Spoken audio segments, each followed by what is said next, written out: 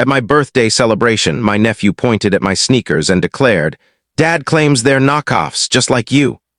Then he deliberately spilled cola on them while the table erupted in laughter. That night, I permanently stopped the $1,200 monthly payment that covered their expenses. Initially, everything seemed perfect. The restaurant's ambience was warm, the table was impeccably arranged, and remarkably, everyone arrived on time. Heather even brought a small bouquet, inexpensive but thoughtful. My father gave me a brief embrace, a rare gesture after years of treating me like an inconvenience. For the first 20 minutes, I dared to hope this time might be different, that they'd let me enjoy my moment without turning it into a spectacle. But the cracks appeared slowly, like a tiny drip before a pipe bursts. My Aunt Lynn started with subtle jabs about how surprising it was that I could afford such a venue. Heather asked if I was still tinkering with that tech gig, as if I wasn't the one footing her bills monthly. My mother chimed in, commenting that I looked polished and asked if I'd slimmed down or just invested in better shapewear. I kept my composure, raised my glass for toasts, thanked them for showing up, and ignored their veiled insults. Then the waiter arrived for orders. My 12-year-old nephew, Mason, boldly chose a $30 steak without a second thought, and Heather didn't flinch. I stayed silent. What could I say? Deny a kid on my birthday?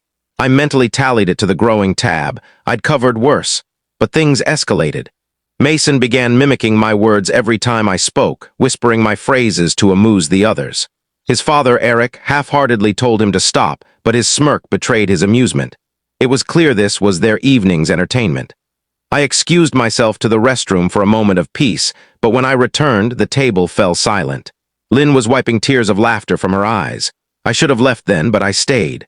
Dessert arrived, a single slice of cheesecake with one candle, which I'd arranged myself when booking the place. No one brought a cake or even offered to. The waiter led a quiet rendition of Happy Birthday, and everyone joined in, off-key and unenthusiastic. As soon as it ended, Mason pointed at my sneakers and said, "Dad says those are fake, just like you." Then he tipped his full glass of cola over them. The table exploded in loud, cruel laughter. Heather leaned back, almost proud. Eric banged the table in glee. Even my mother snickered, muttering about kids saying the wildest things. I didn't react. I didn't speak. I grabbed my bag and walked out. Their laughter echoed behind me as if it was the highlight of their night. Only one person followed. My grandmother. She didn't ask questions. She'd seen it all. We walked quietly to a nearby bench. I sat, fighting back tears, and she sat beside me, serene as always. Then she said, "You've let them drain you for too long. It's time they learn, and I'll stand by you." I didn't ask what she meant. I didn't need to. When I got home, I opened my banking app. For 15 months, I'd been sending Heather $1,200 every month. First for rent, then utilities, then emergency groceries. It had become automatic, unquestioned. That night, I ended the transfer. No call, no explanation. Let them figure it out. I knew this wasn't the end, not by a mile. The first text came at 7:12 a.m., no birthday wishes, no pleasantries, just Heather. "Did the bank screw up or did you stop the payment?" I read it while brewing coffee. No warmth, just straight to the cash. That summed up our relationship perfectly. I didn't reply. By 8:30, I had 6 missed calls from Heather and 1 from Eric. No voicemails, but I knew the tone they'd use. They'd play confused, toss in some guilt, and if that failed, they'd turn to accusations. By 10 a.m., the family group chat was ablaze. "Heather, Grace, you seriously cut us off after all we've done for you? Mom, can we handle this maturely? This feels drastic." Eric, "We have a lease, Grace. That money pays real bills." Heather again, "You're punishing Mason over a kid's prank? He's a child." A prank, that's what they called it. A deliberate act of humiliation on my birthday, laughed at by all, now my fault for not finding it funny. I stayed silent. Then Grandma called. I picked up. She didn't ask if I was okay, she knew. She just said she was coming over and to keep my afternoon free. When she arrived, she carried an old envelope with her name on it. "Papers," she said, "and a strategy." She revealed she'd been quietly paying Heather's utilities, too, behind my back. After the dinner, something in her snapped. She was done helping them, and it wasn't just about the money, it was about who they'd become. I was thankful. We didn't rush into battle. That wasn't Grandma's style. Her retaliation was quiet, precise, not loud and fiery. She wrote a brief message to the family chat. "I'm done financially supporting anyone who thinks mocking Grace is okay. If you believe you're innocent, you won't notice a change. If you know you're not, reflect." Then she left the chat. Within 5 minutes, chaos erupted. Heather messaged me privately, furious. So you turned Grandma against us, trying to ruin us. Mason was just being a kid and you're taking it out on everyone? I didn't respond, but Grandma did. She called Heather and told her that if she wanted any chance of reconciliation, Mason needed to apologize in person, sincerely, not rehearsed. That evening, Mason called. His voice was sugary, clearly reading a script Heather had prepared. I let him finish his stiff apology, then asked, "Why did you say that?" Silence. Then quietly, "Because Dad said you wear cheap knockoffs and act like you're successful." A 12-year-old already taught to tear down someone who helped him. That sealed it. I thanked him for his honesty and hung up. They weren't getting another penny, and Grandma was about to take it further. I used to see Grandma as traditional, soft-spoken, set in her ways. She tended roses, visited the same salon every Thursday, cooked pot roast on Sundays. I never imagined she'd be the one to dismantle everything, but she did it with calm precision. After Mason's forced apology, I thought the storm had passed. I'd stopped the payments, Grandma had spoken, they'd sulk, and we'd move on. I was mistaken. It started with a folder on her kitchen table when I brought coffee, as she'd asked. Pages of bank statements, legal papers, email copies. I didn't grasp it at first. Then she explained. The house Heather and Eric lived in wasn't theirs. Grandpa had purchased it years ago, placing it in a family trust meant for Heather eventually. Grandma, as trustee, had been covering taxes and upkeep, but she was done. Without consulting anyone, she dissolved the trust. Heather had 30 days to buy the house or leave. But that wasn't all. Grandma showed me a color-coded spreadsheet listing every family member she'd ever laid out. My mom's dental surgery, Grandma paid. Lynn's failed business loan, Grandma. Eric's car repair, Grandma. Heather's daycare costs when Mason was little, Grandma. She even covered someone's legal fees but wouldn't say whose. She had every receipt and she was finished. That week she mailed letters, physical typed, signed letters to everyone. "I'm done funding disrespect and entitlement toward Grace. If this doesn't apply to you, it won't matter. If it does, reflect. I owe you nothing." The response was instant. Heather texted first. "You turned Grandma against us. Happy now you're ruining Mason's life. Eric, this is over the top. We'll lose the house over a kid's joke." Mom, "Grandma says she's doing this for you, but you're letting her. You're tearing us apart, Grace." Lynn, silent for a year, suddenly chimed in. "I always knew you were selfish. Now everyone sees it." No apologies, no self-reflection, just attacks, blaming me for their consequences after I'd carried them for years. Then Heather showed up at my apartment, buzzing until I let her in. She stood in my doorway, all fake panic, saying they were behind on bills, Mason was acting out, Eric might leave. I asked one question. "When did you last do something for me that wasn't tied to money?" She had no answer. As she left, she snapped, "Think this is payback? It's not. Everyone will know you started this." That night, texts flooded in from cousins I hadn't heard from in years. One claimed I'd broken Grandma. Another asked if I was really evicting Heather. Someone hinted I was manipulating her. They were spreading lies that I was the villain, turning family against family. I sat on my bed, scrolling through their messages, watching their story twist. For the first time in years, I felt calm. Let them talk. They had no idea what Grandma had planned next, and if they thought the trust was bad, they weren't ready for her next move. 10 days after the dinner, 10 days after I cut off the money, Grandma dropped her bombshell, and suddenly relatives who'd ignored me for years were blowing up my phone. Then it went silent, too silent. I knew they weren't done. People like that don't lose and walk away. They regroup, scheme, wait for leverage to rewrite the narrative. I didn't expect the next blow to come from my mother. She asked to meet for lunch, promising no drama, just a private talk. I was skeptical but curious. We met at a quiet cafe near her place.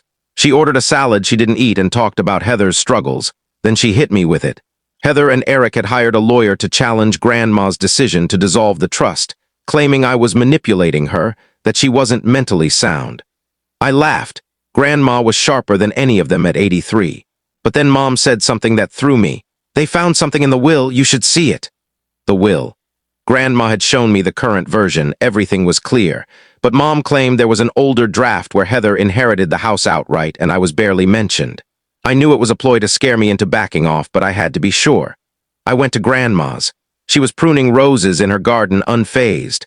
When I mentioned the will, she didn't flinch, just led me inside to a box in her closet I'd never seen. Inside were papers, photos, letters, receipts, and a sealed envelope with my name. I opened it, a handwritten letter from 2 years ago. Grandma explained why she'd changed the will, why she waited, and why she left the old version where someone could find it, to expose their greed when the money was at stake. She wanted them to try. The real will, notarized and witnessed by her lawyer, doctor, and accountant, named me the sole beneficiary of her personal assets, including the family home they all assumed was theirs. Then she handed me a flash drive and told me to watch it at home. That night, I plugged it in, expecting more documents. It was a video from 2 weeks before the dinner. Grandma had set up a camera in her living room. Heather and Eric were on the couch, Mason on the floor with a tablet. Eric said, "Grace is a fool. Let her keep sending money. She thinks she's generous. We're getting free rent." Heather laughed. "She's desperate for approval.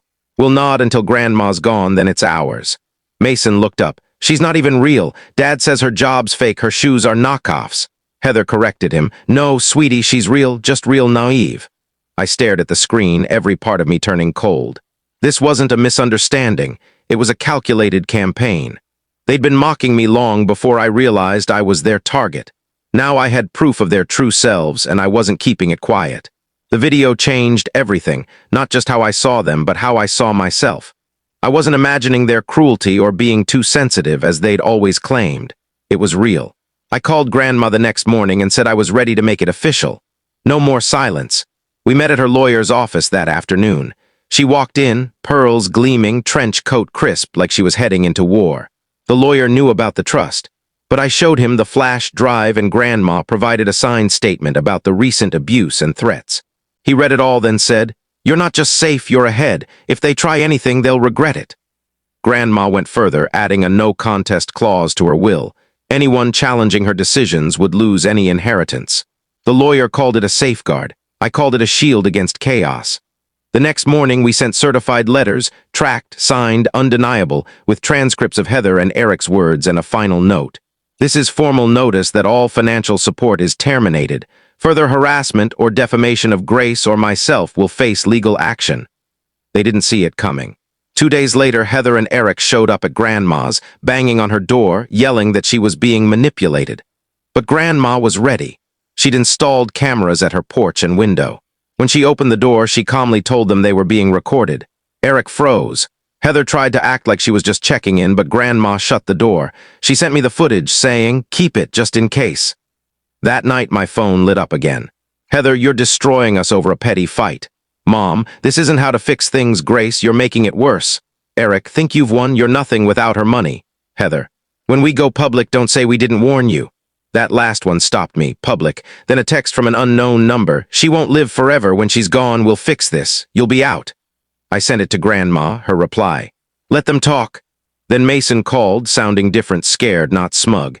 He said they were packing boxes. Eric had lost his job. Heather was yelling constantly, and they'd cut his Wi-Fi to monitor data. He said kids at school were mocking him after someone shared a clip of him pouring soda on my shoes online. Now he was fake shoes at school. I didn't know what to say. He asked to stay with me. I wanted to agree, but I said, "I don't think your mom would allow that." He went quiet, then whispered, "I didn't mean to ruin everything." I couldn't explain to a 12-year-old that he wasn't the issue. His parents were, and he was just echoing their lessons. The next morning, an email shifted everything. A local journalist from a small but credible news site wrote, "Family dispute over trust. Request for comment." They'd gotten an anonymous tip about a tense family conflict involving an elderly woman, an inheritance, and manipulation claims. They wanted my side before publishing. Heather was going public, trying to paint me as the greedy villain who turned Grandma against everyone, making my life the spectacle they'd made my birthday. But Grandma had given me one last thing, a sealed envelope labeled for when they go public. I'd forgotten it under the trust papers. Now it was time. The envelope sat on my coffee table, heavy with possibility. I hesitated, knowing opening it was crossing a final line. But when someone tries to dismantle your life publicly, you don't wait. I opened it. Inside, a flash drive, a notarized letter from Grandma's lawyer, and a printed email thread. The emails were between Heather and a reputation consultant I didn't know. Heather ranted about me, Grandma, her financial woes. One email, sent 5 days before the dinner, read, "We need to embarrass her a bit. Nothing wild, just make her look foolish. If it's recorded, even better." She'd orchestrated the dinner's disaster, planning for footage and witnesses. It wasn't Mason's idea, it was hers. The flash drive held photos, screenshots, and a video of Heather at a party, boasting to a friend about breaking Grace down until I crawled back. Grandma had known, quietly building her case while tending her roses. I called the journalist and met them in person. I gave them everything, not for vengeance, but because if Heather wanted public, she'd get the truth. The article published 3 days later, measured and devastating. It detailed financial abuse in families, names withheld but details clear enough for our circle to know. The emails, the video, the birthday incident, it exposed Heather's plan. The fallout was explosive. Heather claimed the emails were misconstrued, accused me of twisting things, left tearful voicemails to Grandma about betrayal. Grandma blocked her. Eric threatened to sue but was warned to stop or face harassment charges. My mom played neutral, saying, "Families hit rough spots." I told her this wasn't a rough spot, it was a pattern, I wasn't going back. Then I did what I'd wanted for years. I left the family chat, blocked Heather, Eric, Lynn, and the cousins who joined the smear campaign. I packed a bag and drove to the coast, alone, free of their laughter and guilt. For the first time in years, I celebrated myself quietly. Grandma called as I watched the sunset. She didn't ask how I was, just said, "Now they know, now you're free." She was right. No more payments for people who mocked me. No more dinners where I was the joke. No more pretending family meant something it didn't. One ruined birthday ended years of silent humiliation. All it cost them was everything they never deserved. I still wear those sneakers, not for their price, but because they outlasted the worst night of my life, just like me.